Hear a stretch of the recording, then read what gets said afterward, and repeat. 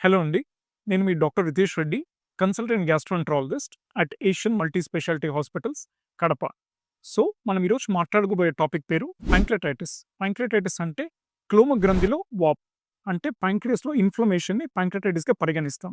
So, ప్యాంక్reatitis ఎవరికి కామన్‌గా చూస్తాము అంటే ఆల్కహాల్ అధికంగా సేవించే వాళ్ళకి, లేదా గాల్ బ్లాడర్‌లో స్టోన్స్ ఉన్న పేషెంట్‌కి, లేదా ట్రైగ్లిజరైడ్ అంటే కొలెస్ట్రాల్ రిపోర్ట్ ఎక్కువగా ఉన్న వాళ్ళకి ఇది కామన్‌గా చూస్తూ ఉంటాం. సో, ప్యాంక్reatitis పేషెంట్ ఎటువంటి సింప్టమ్స్‌తో వస్తారు అంటే, మన పొట్ట పై భాగంలో నొప్పి, అది వీపుకు పాకడం, లేదా వామిటింగ్ జరగడం, లేదా ఫీవర్ అధికంగా ఉండడం. ఇటువంటి సింప్టమ్స్‌తో యూజువల్‌గా వస్తారు. దీన్ని మనం కామన్‌గా డయాగ్నోస్ చేసే ఇన్వెస్టిగేషన్ పేరు అమైలేస్ అండ్ లైపేస్. ఇదొక చిన్న బ్లడ్ టెస్ట్. ఈ రిపోర్ట్ గనుక పెరిగితే మనం దాన్ని ప్యాంక్రెatitisగా పరిగణించవచ్చు. లేదా ఒక చిన్న అల్ట్రాసౌండ్ స్కాన్ లేదా ఎంఆర్ఐ స్కాన్ వల్ల కూడా మనకి ప్యాంక్రెatitis అనేది నిర్ధారణ అవుతుంది. ప్యాంక్రెatitis పేషెంట్‌కి మనం ఇయ్యబోయే ట్రీట్మెంట్ ఏంటి అంటే, పేషెంట్‌ని ఖాళీ కడుపులో పెట్టి ఫ్లూయిడ్స్ అంటే రింగర్ లాక్టేట్ లేదా పెయిన్ కిల్లర్స్ ఇవన్నీ ఇవ్వడం వల్ల పెయిన్ అనేది తగ్గుతూ ఉంటుంది.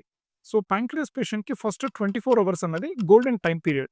ఎందుకంటే మనం ఫస్ట్ 24 అవర్స్‌లో ఎంత ఫ్లూయిడ్ అయితే ఇస్తున్నామో దాన్ని బట్టే మన రికవరీ అన్నది నిర్ధారణ అయి ఉంటుంది. సెకండ్‌ది ఏంటంటే ఎండ్ ఆర్గన్స్ అంటే లివర్ లేదా లంగ్స్ అండ్ కిడ్నీస్ ఇది ఎఫెక్ట్ అవ్వనంత వరకు మనకి ప్యాంక్రెatitisలో ఎటువంటి ఇబ్బంది ఉండదు. Thank you.